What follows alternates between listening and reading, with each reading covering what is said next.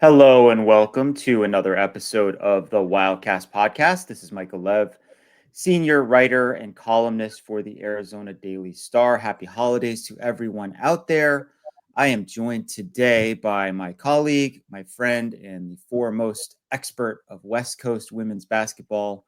That would be the one and only PJ Brown. PJ, how are you? I'm doing great. Thanks for having me on, Lev. I think the last time I was on with you was the end of the season kind of wrap after Arizona lost in the NCAAs to Syracuse in that tight game there. That was a really good game, and we came back and we talked about it. A lot of things have changed since then. One of the things that hasn't changed is poor Skylar Jones still can't get a call. No matter what she does. I think she was the one who got called for a charge near the end of that Syracuse game. That was just a non-charge. Typical bad refereeing where if you just fall down, they'll give you the call. Yes. I feel like Jada Williams earns most of her charges. She's smaller than almost everybody out in the court, and she takes a beating out there. Yeah. But we'll get into all the specifics of Arizona's personnel in a little bit here. We are going to talk all about women's basketball on this pod. Probably the only one we're going to do here during the holiday week. Justin and I will come back after Christmas at some point to talk about football, the transfer portal, and all that jazz. As we sit here today, Arizona women's basketball is 10-4. They went 9-4 in the non-con. I thought that, the games that they probably feel like they should have won, NAU and GCU, right? You play your in-state opponents, they're mid-majors. The NAU game was kind of a trap. They just mentally kind of checked out at some point in that game, weren't ready for the atmosphere and the environment. The GCU game is one I'm sure they really regret winning because they were right there at the end. Free throw shooting was off. But overall, I think they're in a pretty good spot. What do you think of the way the season has gone so far?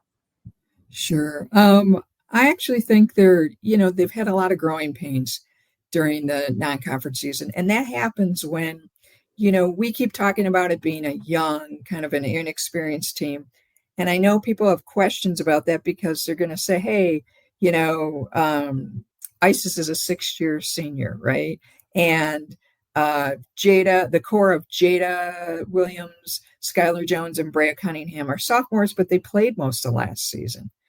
But they're really, when you take a deeper look at this team, the Isis has been a reserve her entire career.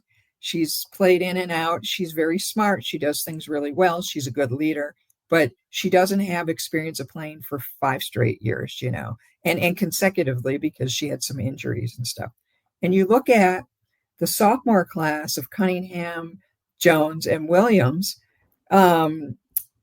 they're just sort of starting to, they all three of them took a jump in the off season. They're playing much better than they did last season. They really worked in the off season on certain parts of their games to get better, but they are taking on new roles, and that brings new pressures. So there is no longer a Helena Pueyo or an Esmery Martinez, not just the points and the rebounds and the calming atmosphere they brought to the team on the court, but as I talked to Jada a couple of weeks ago, she said, it's not as easy as just saying, here, Pueyo, like getting the ball to Pueyo and have Pueyo take over, or Pueyo just taking over towards the end of the season like she did last year. They don't have those people. Now they have to become those people. So it's a lot of growing pains with a lot of new players who didn't know the system, right? They come in, they don't know. They're still learning the system. Some of them have never, they've been at schools that don't do things the same way, right? Every coach does things different. Every coach has different expectations, all of that stuff. They're all trying to learn that, plus learn each other's tendencies. So this is a lot of growing pains. And you see this, all across the country during non-conference. This happens to a lot of teams now, especially when we have such turnover with the transfer portal and being able to play right away, plus the NIL money coming in. All of that, there are few teams that are still sort of keep that same core. And when you look at the 2 losses to the in-state rivals that you talked about, GCU and NAU has had the same basic core. They're all like seniors now. So when you can keep a team together like that and they grow together, there's no like this new stuff coming in. They know the system by the time they're juniors or seniors. They get it. They know what's expected of them. They just go out, they develop together and they play. There's no learning new tendencies of a bunch of new players, except for the freshmen that they bring in, and they can bring them in and nurture them in. GCU, on a complete opposite thing, a school with money, brought in a bunch of fifth year seniors and really highly experienced players. They only have one freshman on the team. And so that's a completely different thing. So they bring in experience. So those were really tough losses, and to two teams that will win their conferences. They're decent teams, and we could get into the what if, but Arizona hasn't even been too much full strength most of the season. So in that NAU game, Jada Williams didn't play. She had a concussion. She was out. Paulina Paris had a good game, even though she was wearing a mask because she broke her nose in that collision with Jada. So those two were just odd things that sometimes those things happen during a season, right? That you get a weird loss at a weird time. The other two losses actually were good losses to Vanderbilt and Cal, if you can call them good losses. Yeah, that was in the Acrisure tournament in Palm Desert. Right. Yeah. And again, the Vanderbilt game they probably could have pulled out. They just didn't, obviously. Vanderbilt's a tough team. They are getting votes in the AP's top 25. They would be number 30 as of last week. And Cal's was the 24th best team in the country. They're having a great season. Again, the what if Bria Cunningham didn't play against Cal. If she would have been able to stop some of that on defense. Plus, she probably would have brought 10 points. So that game was tight, and it would have been even tighter if she would have been there. It doesn't count in the record books, but it's important to say that was it. And I think the most important thing for Arizona is how they played the other night at BYU, their first Big 12 game ever. And going into Provo, which is a tough place to play, BYU's a really good team. And even though they had a bad second quarter where they let Delaney Gibb, who is probably could be the freshman of the year for the league, she's phenomenal. And they let her get going. They shut her down in the second half, especially in the fourth quarter. She only had 2 points. And they found a way to win. They never gave up. They just stayed there, chipped away. And at the end, they put it together. That's huge for a team like this. They take that not only into that momentum and that confidence into this Christmas break, but now they know they can compete in the Big 12. They can win tight games. There's a lot of stuff there that really helps a young team then continue through the season. You've also seen them obviously get better, right? They are improving. That game they played much better than they did like a month ago or a few weeks ago. And that's typically what you see from an Adia Barnes team, is that as the season goes on, they get better. They start comprehending what the coaches want from them and need from them to run that system. And they just, incrementally get better. And then Adia can put in more tweaks and everything. And it can just come together at the right time of the season. I think we are seeing sort of, even though it seems odd the way it played out, like everybody would have wished they went 9-1 or something, or 9-2, right? That they only had like one loss in the non-conference. 4 losses is tough, right? In non-conference, 3 losses, I should say, is tough in non-conference. But sometimes it just takes a little while to come together. And I think that's what's happening with this team. So that was the first Big 12 game that Arizona has played. And it was, as you mentioned, a grind. It was a defensive battle. They had a great first quarter. The second quarter was complete inverse of the first. And then it was just a back and forth kind of war throughout the second half. And there is no question that they would not have won that game if not for Brea Cunningham, who was the best player on the floor. When she had a little bit of foul trouble in the first half is when things kind of swung the other way. As you mentioned, she didn't play in one of their losses earlier in the season. I would say she's probably the most improved player on the team. She had a lot of situations last year where she got in foul trouble. You still see that peek out from behind the curtain every now and again, where she'll slap down or reach in. You want her to earn her fouls, right? If she's going to foul, like, make it be when someone's driving to the basket and preventing an easy layup or something like that. But she is a presence out there on the floor. She's very good at posting up, getting position, using her strong body to just muscle through defenders. Pretty good touch around the rim. The winning basket in the game came on a putback, where she didn't necessarily have like inside position, but she just muscled the BYU player out of the way, put the ball in. What do you think of Brea's game so far as a sophomore?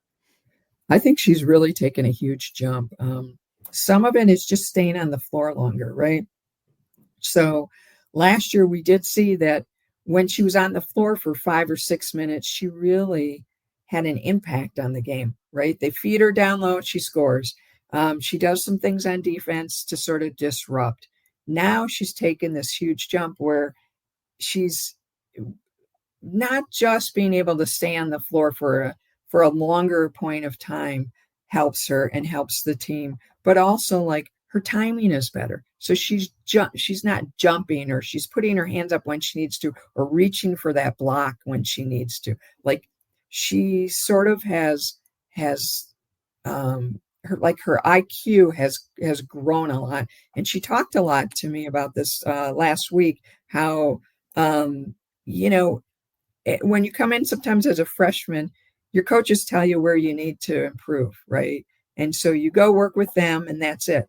Now it seems like it's a partnership where she went to her coaches. She went to assistant Anthony Turner and said, I want to watch more film because I know that on defense, there's some things I still have to work on. And then Adia Barnes has come into her and said, hey, Brea, your free throws, they're going flat. You have no arc.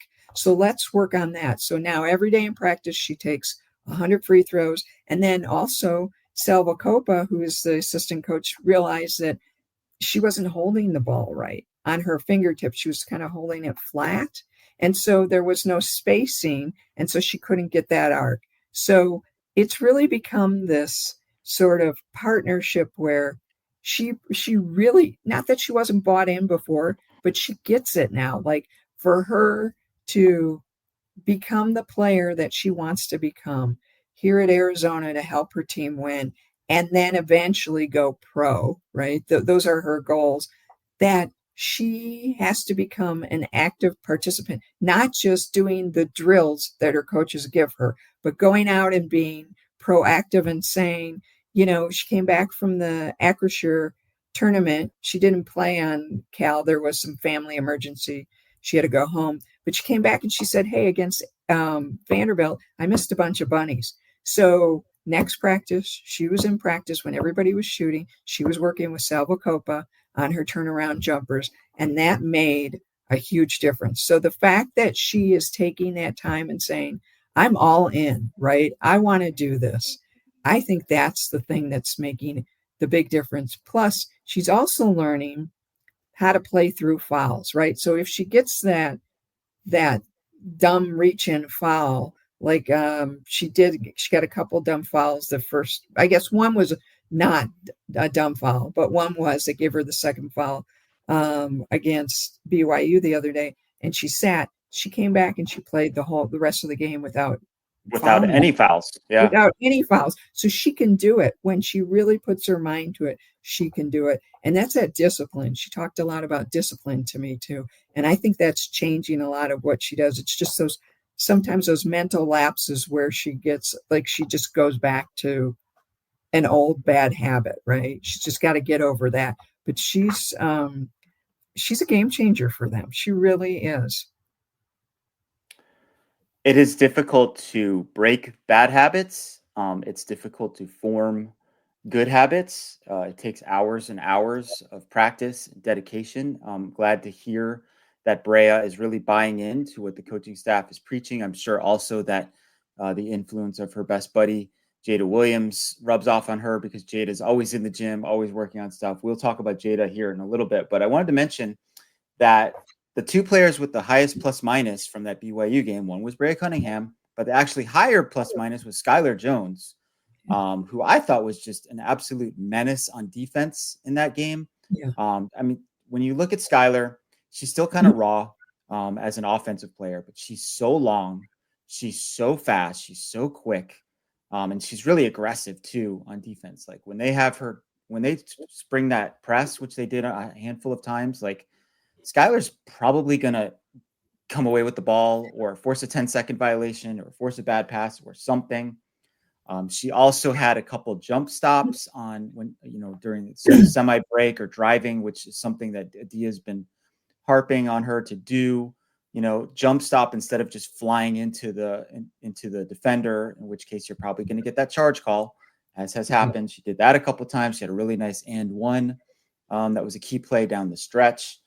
I really like Skylar's upside, like in her ceiling of what she can eventually be. I still think she's still in the early stages of figuring it all out, but man, when she does, left-handed, like I said, long, quick, she's going to be a real major player here, I think, over the last, 2.5 years of her career. Oh, absolutely. She's kind of she was like that underrated kid. Like we talk about Sam Thomas all the time. They were rated about the same in the 80s, I think. People just didn't see what they had in them. Adia's fortunate that, Sky had actually committed to Missouri and it didn't work out. And then in April, she then committed to Arizona. And she has this just natural talent. She's the best athlete on the team. And Adia always says that. And so in that game against BYU, when Brea went out, Skylar ended up with 4 fouls, I believe, in that game. And she sat about the same time. And that's when Gibbs went off and scored, 11 of their 14 points in that stretch. All of a sudden, she was hitting all those threes and doing all that stuff. And it's because Sky wasn't on her. Sky was the one who locked her down. She didn't score any points in the first quarter. She scored only 2 in the fourth quarter. So that was a difference maker. It was not only that Brea was out, because then it puts everybody sort of in a little different position. So they're not defending like normal, right? They have to be a little bit out of position at times. And sometimes they miss assignments. People go like under screens instead of over, I guess, and to get little basketball technical there. But it was the fact that Skylar wasn't in to lock down her man or her woman in this case. And that's a big thing. That's huge. And she's part of what makes that defense work when it's working really well, a huge part. And she knows, and when we talk about workers, she's been battling this plantar fasciitis. She didn't tell anybody. Her foot was sore.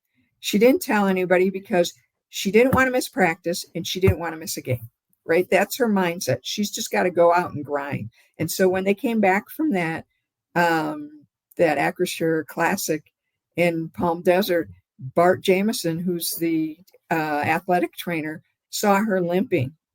And that's the only reason they knew. And then they checked her out and they realized this. And so now she's in treatment and doing all this and wearing the boot and all of that. But it was crazy. And even then, when she sat out the last non-conference game, she had told me a couple of days before she went to practice and she was practicing that day. And she's like, yeah, I want to play. Like she was ready to go, even though her foot was on fire and everything. She's like, I'm playing. And then Adia held her out, right? So to get that more rest. So she was ready for BYU, which is the game she needs to play in. Yeah, a lot of basketball players suffer from plantar fasciitis. A lot of them end up getting orthotics, which usually helps to alleviate the problem. Skylar described, this elaborate taping regimen where she's basically putting like a cast on her foot. And as you mentioned, she's also wearing the boot when she's not playing to take pressure off of the foot. And if you watch her out there on the floor, you would never know. Never have any idea because she's going all out. She looks as fast and quick as ever. And as we mentioned, integral part of that win. I thought it was interesting that she wasn't on the floor at the very end of the game. She had Adia had put Montea Dew in there, and we'll get to Montea here in a second. She also had Maylene Rolfe out there, and Maylene ended up getting a big rebound between two people. That was a real another significant factor down the stretch. But as we move through kind of the core of the team that the kids who are freshmen last year, sophomores this year, Jada Williams to me has had an interesting season. She worked really hard on her shot during the offseason, and her percentages are down across the board, which I'm sure is super frustrating for her. But she is averaging more rebounds. She's averaging more assists. And as you mentioned, the game that she didn't play was kind of like, oh, this is why she's so important, because they just kind of shrunk from the moment in that game. And she's never like that. She just will not have it. She would never tolerate anything like that. So I think, Adia has blamed a lot of her shooting percentage on the fact that she's taking low percentage shots. And a lot of those are at the end of the shot clock. I think some of that is her own doing, because she can pound the ball and dribble a lot and not move it. She loves to play in the pick and roll game. So I don't know. Interesting season so far for me, for Jada. I think a little bit of regression in some areas, but growth in some other areas. And in some ways she's the same, right? She's gritty. She's tough. She'll take charges and she'll be a leader out there. Yeah, I think that with Jada, I think there's a lot of different things that are going into it. One, she's taking some of those last second shots. Sometimes she's just forcing things even earlier. Like, I think she feels a lot of pressure. I think that's what a lot of this is. There is no Puello, right? There is no somebody else who's sort of a go-to, who might be like a junior or senior or something that she knows that can just take care of it. So I think she's taking a lot on herself. And I think that's a lot of what we're seeing. I also think, at the beginning of last year, she wasn't shooting well either. And that was because of that Achilles. She still has the Achilles problem. And they tape it up different ways, because then the one game she had the ankle, she sprained her ankle. And so she has to do it in a way where it's not too tight for her ankle, but it's still gives her flexibility. It's this whole thing. And each time they tape it up a little different. So, I mean, and as you know, like, it's your feet. It all starts with your feet when you shoot, right? You got to plant, you sort of push off it. And I think that affects her a lot more than anybody's talking about. And I really think that's some of what it is. And then, so she's trying to overcompensate in different areas. So maybe she's dribbling too much, or maybe she's, instead of like just moving the ball and playing the offense that she knows how to play and setting the table, she's still doing that, right? Her assists are up and everything else. But when she takes that shot, a lot of times she's taking like crazy shots and you're like, well, why? But I think it's all that extra. It's the injury and not kind of knowing, trying to overcompensate. And then that extra pressure, we forget she's still a sophomore, right? And she's a co-captain, which is tremendous. And she should be, because she sets the tone out there, right? When she's out there, it's grit, right? She's on the floor. She's taking those charges. She's reaching for those steals. She's doing all those things that makes Arizona basketball what Arizona basketball is. And it really, like, while we talk about Sky doing what she does and Brea doing what she does and others, it sort of starts with Jada. I feel like she sets the tone, because that's innately who she is. She's like this grit monster, right? She's all in. And so, she just, hopefully over this break, she can get a little bit of rest, and that'll help her too. And still, she's playing really well. She has good numbers. She's averaging over 10 points a game. This is the odd thing, for everything that we're talking about, the growing pains to everything, they've got 4 players earning in double figure scoring. I don't think that in any other season that Adia Barnes has been coach at Arizona, she's had 4 players in double figures. So the offense, while it gets stagnant sometimes, right? When they play the way they're supposed to play, it works. It's working. And it's just a matter of just all coming together and putting all these pieces together. And if they do it by the end of the season, they're going to have a really good season. And if they don't, they're still going to have a decent season. It just won't be probably as good as maybe people expect, or when we look at the numbers. I mean, I pulled out a really weird number the other day. I think I told you about this, the steals. So Yeah. they right now they're averaging 11.6 steals. Last year, for the entire year, with Helena Poyo, who broke the scoring record, the steals record at Arizona, they had 11.7. And they were ranked higher in the nation with that. Now they're ranked 34th in the nation. Why? I'll tell you why. It's because most teams have easy schedules. So everybody's complaining about Adia's schedule this year because she only played, that tournament. She played a UNLV team that was really good last year, and they probably will be decent this year as they go forward. They should make the tournament again. And every team is doing the same thing, right? If you look at every team, they're playing a handful of decent teams, and that's it. And so all these numbers in non-conference have been padded. Arizona is a much better defensive team than a lot of these teams. I mean, when you look at the number 1 team in steals in the country, it's the College of Charleston. Really? And Tennessee's number 3, West Virginia's 4, and Vanderbilt's 5.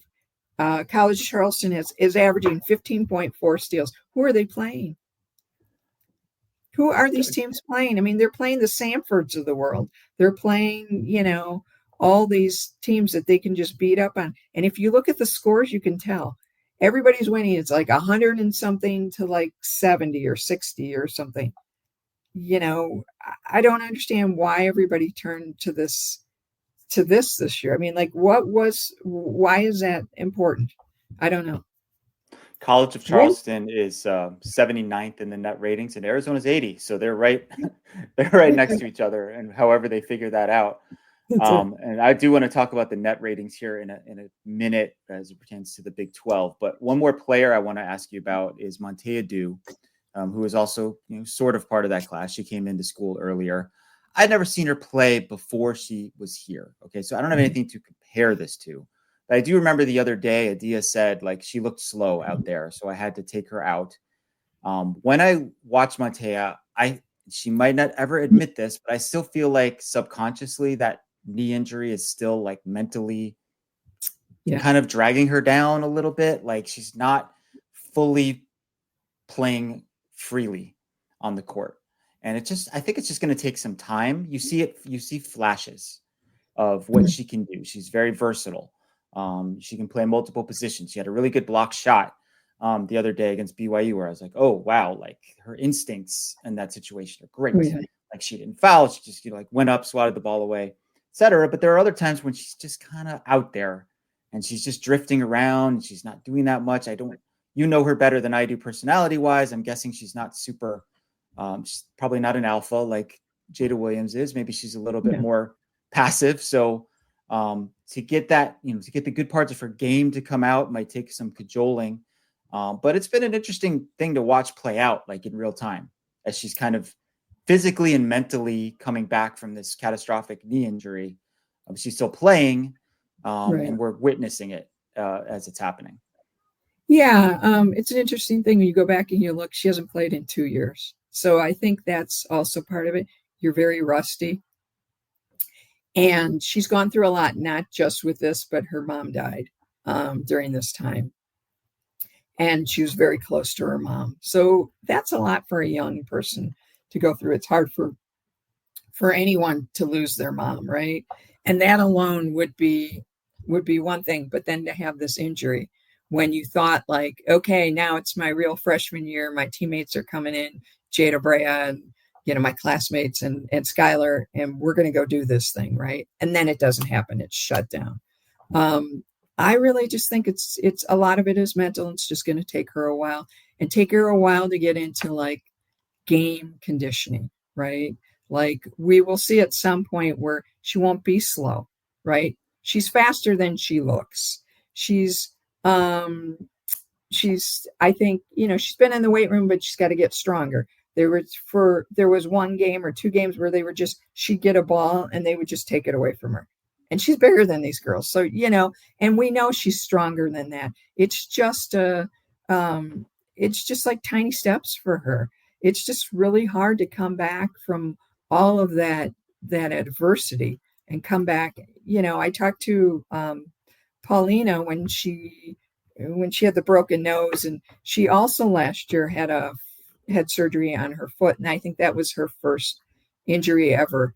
And she said, for her, which I don't really see this, and I don't know if it's just because it wasn't as big of an injury, and she still had played last year a little bit, but she said there are certain movements where she's leery of making, because if she makes that same cut, what's going to happen?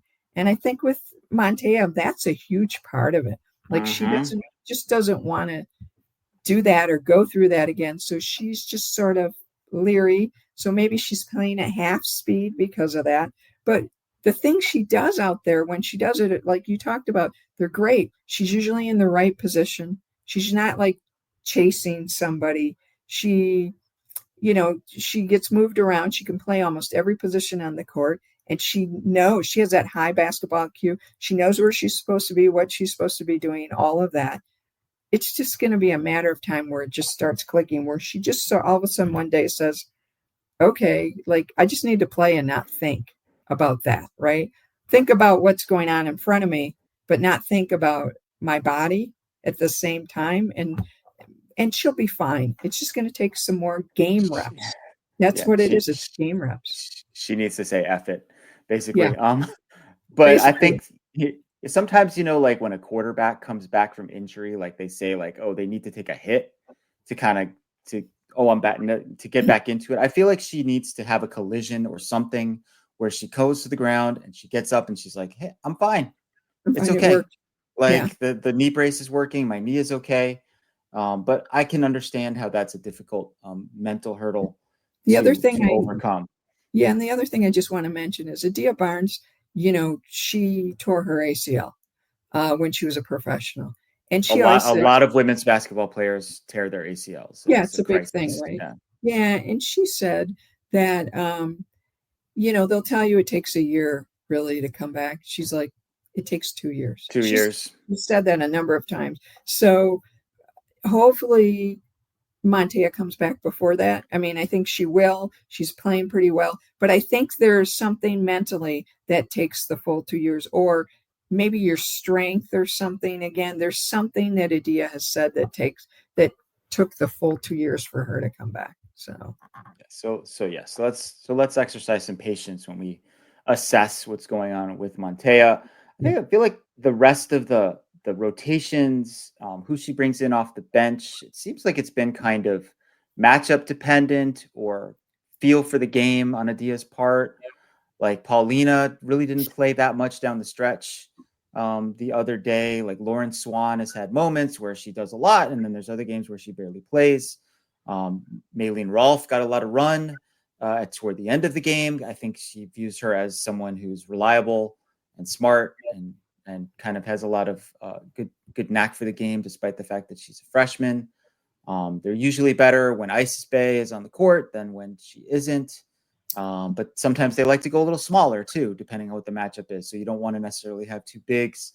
Do you think it's going to be that way the rest of the season? That's just going to be mix and match as far as kind of the beyond like the big three of Skylar, Bray, and Jada, that it'll be sort of matchup dependent, like who those other pieces are in a given critical situation? Yeah, yes and no. I think as certain players come along, like I think, some of it's still defense dependent, right? Like, so Maylene is doing great on defense. So she's going to get some playing time. Or if somebody comes in and it's just not their day, but they're not doing the other things on the court, well, Adia might pull them a little quicker than she normally would. So I think it's a combination of all those things. Like, if Pauline is missing some defensive assignments, Adia's got to put somebody in there who can make them, because you can't have somebody go off for 10 points on you or something like that, because these games there'll probably be a lot of close games in the Big 12, and those possessions matter. So if you can find somebody who's coming along and who's pretty locked down on defense, you can bet they're earning their time, and that you're going to see a little bit more of them or something. Or with Lauren, her shoulder was bothering her. Maybe that was part of why at times Adia's kept her out, and her shot's not going down. So why keep her out there, right? Like, so there are a lot of different things I think that go into it. I think Adia would like to have a set number of 3 or 4 others, and that's why she played a lot of different rotations during the non-conference. We won't see that. We will see it pretty much coming together that certain players are going to be the ones that get the more time off the bench as we go. But when they come back from this break, as everybody just takes a little bit of time away and rests and comes back raring to go, something in that equation could change, right? Like all of a sudden, like somebody could just, everything clicks for somebody, and then they could be like one of the first off the bench, so we just don't know. And that could happen at any point in the season. All of a sudden, sometimes they just take a little more time to grasp things and to really get in their mind of, oh, this is what I'm supposed to do. And then I can earn minutes. Yeah, and I think the playing time that all those players got during the non-conference can only benefit them. Yeah. The fact that she used a lot of different people and a lot of different roles, all of those experiences that's a good thing for those kids. So you mentioned the Big 12. They do have a break here of 10 days between games, which is nice. I'm sure it's going into that break with a win makes everybody feel better about everything. So I was looking at the Big 12. It's not the Pac-12 as far as like the depth, but it's not a bunch of pushovers either. If you look at the net rankings right now, Kansas State is 5, TCU is 8, West Virginia is 14, Baylor's 18, Utah's 27. That's Arizona's next opponent. Oklahoma State is 29. So there's some really good teams. When you have 16 teams in a league, pretty likely that, not everybody's going to be good. Like this is not going to be like the kind of the every week or every game is a dogfight, but it's going to be tough.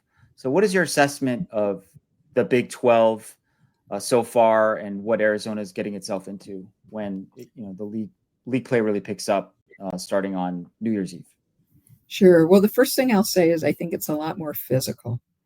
I mean, if you looked at that BYU game, for the most part, they let them play. It seemed like, there were some calls here and there, but they let them run, which to me makes for a better game as someone watching the game.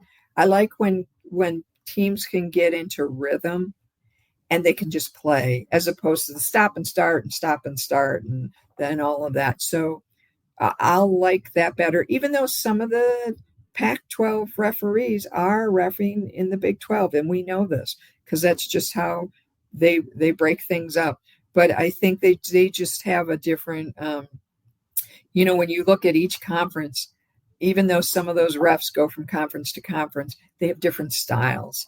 And when you're in the Pac-12, you noticed it, especially during not just watching other games during the season, but as they went to the conference tournaments and stuff, sometimes you're like, oh my God, they're like beating each other up, and like, where's the call, or something like that, or all those types of things. So I think that's better. So we'll see a more physical type of play, and I think that will help some of the Wildcats, because maybe they won't be called for as many of those calls as they did before. We're gonna have a little break here.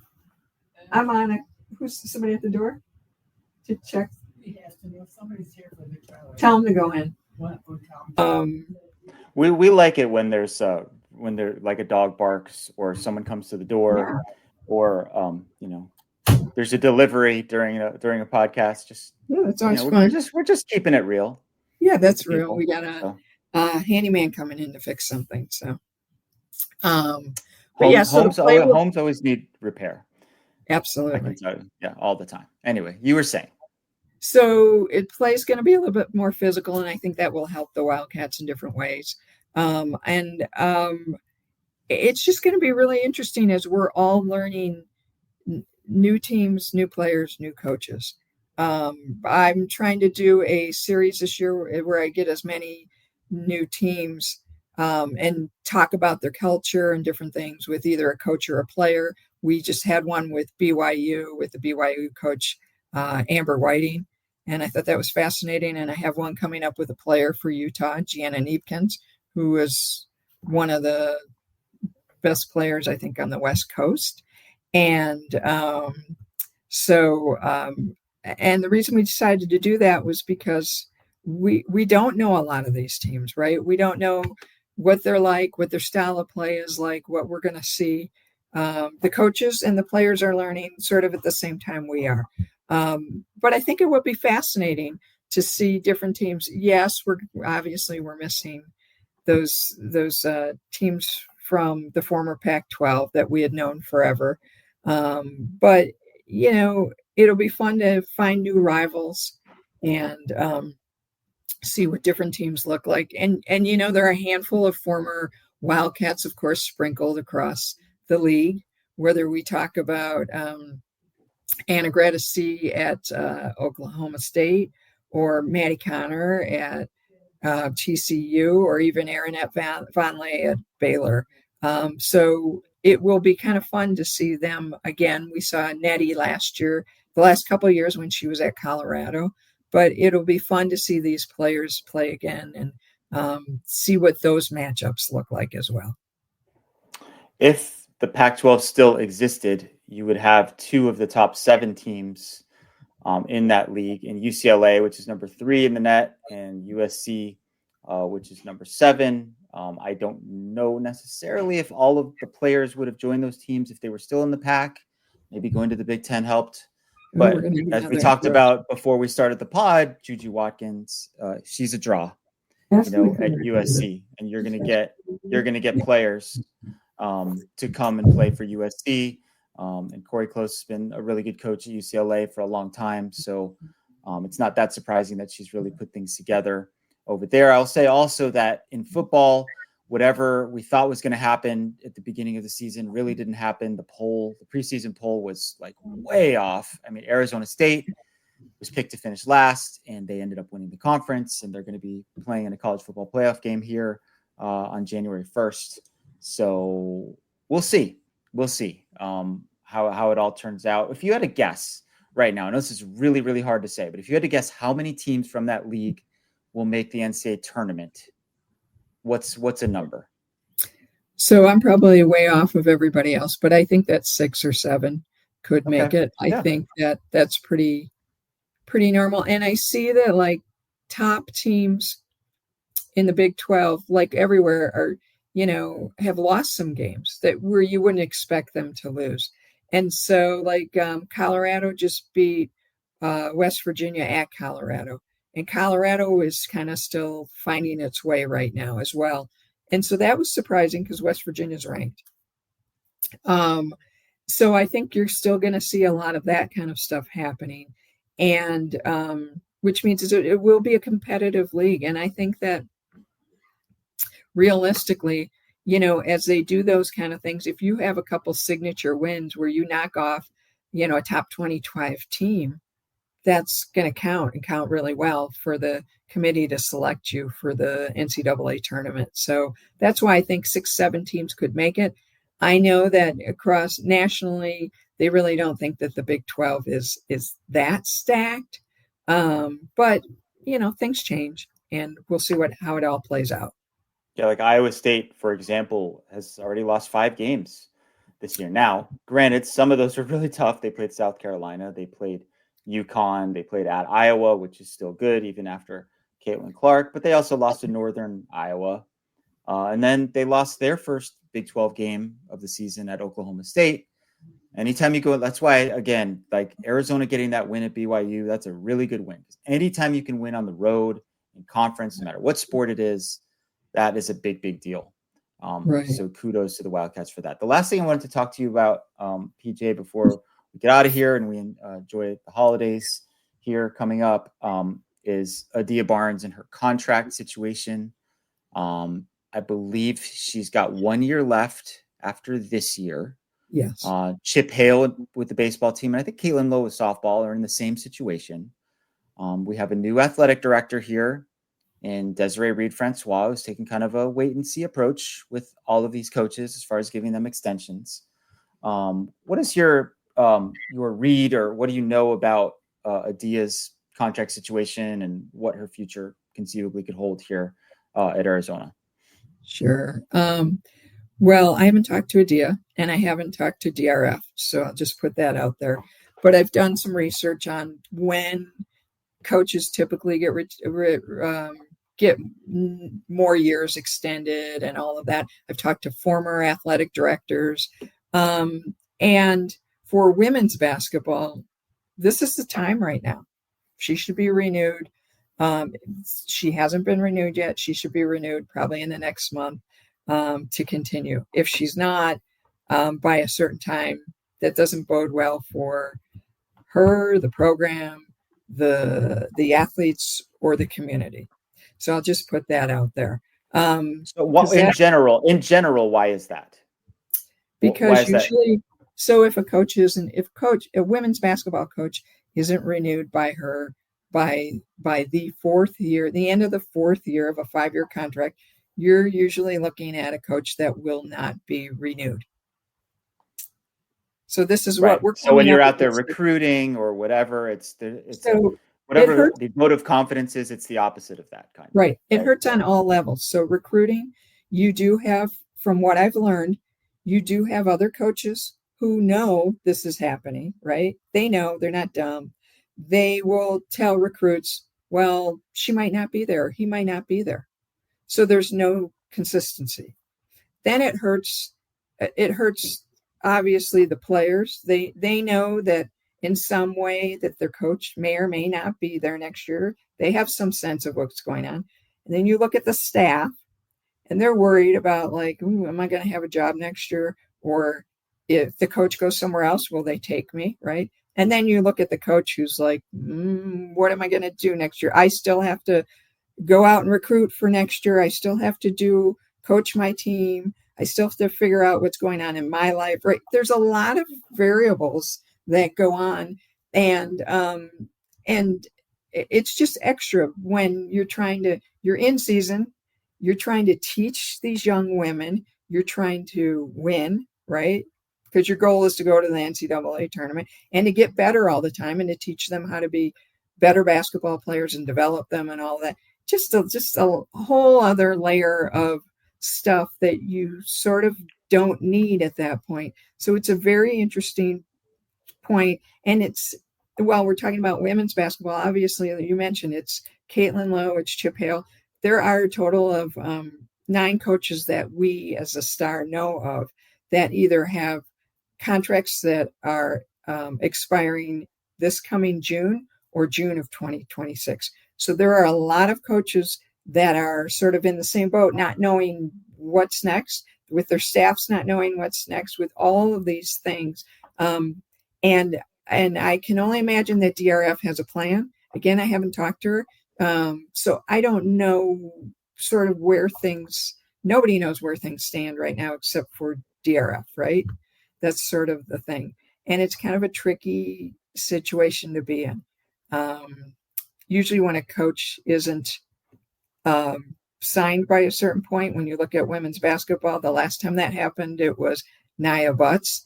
And that was a vote of no confidence, right? At that point, they were in a totally different spot, right? The program was one of the worst programs in Division I. They weren't winning. The young women were not excited to play basketball. There were a lot of things going on, and she was just not renewed. But in this case, this is not the situation here. Some of this is just a new athletic director coming in, having a million things going on, and maybe not prioritizing this part of the job as much at this point, because there are a lot of changes coming up in college sports, as we know. Yes, DRF definitely came in at a very specific and a critical point in time as the future of college athletics is changing. Arizona is going to be involved in revenue sharing. So, I mean, on top of all the other like financial issues that she faced, like, hey, you got to come up with $20 million also to distribute to the players. And most of it's going to football and men's basketball, which are the sports that bring in the revenue. But, you know, she's trying to balance the books. She's trying to change the culture. She's trying to change the structure of the athletic department. I think it's also worth noting that, you know, one of the obstacles that Adia conceivably faces is she makes a decent amount of money, you know, and it's good. You know, her asking for a raise, that might be a difficult ask, but we'll see and what happens in that regard. Go ahead, PJ. Yeah. We must say, we don't know if Adia has asked for a raise. We are under the impression Tucson's her home. Arizona's her home. She loves it here. She wants to be here. She has 2 little kids. Yeah. She has 2 little kids. They have a wonderful life here. She really wants to be here. She loves this community. I think she would love to probably stay here, right? For her career. I think that the community would like that. And so I don't think it's a matter of more money. I don't think it's money at this point. I mean, money does play into it for all of us, right? I shouldn't say that. But also, you know, most of her money comes from the donors, doesn't come from the school. Or you could take the season ticket money that they get and pay Adia. You know, there's a lot of different ways to slice and dice that. But she is the one of the 9 coaches who haven't been extended yet. She is the one who makes the most money, that has the biggest salary, and we should say that. Yeah. And that does, there's a little bit in there, although I believe that money is already allocated in some way. But that's a guess. Money is always a factor in these decisions, whether it's a great fit or whatever the case. It always factors into the equation of everything. So that concludes today's podcast. We thank everybody for listening to the Wildcast. You can catch us on Apple. We're on Spotify. I think YouTube Music as well. We really appreciate PJ joining us and giving us the lowdown on Arizona women's basketball. PJ, I hope you have a good Christmas and a good Hanukkah. The two of those things, they coincide this year with Hanukkah launching, I think, on Christmas Day, which is a little weird for us, but whatever. It's all good. It's all just part of the holiday stew. I hope I'll see you soon at McHale or Arizona Stadium or whatever. Thanks again for joining us, and thanks to everybody for listening. We will see you next time. This is the Wildcast Podcast.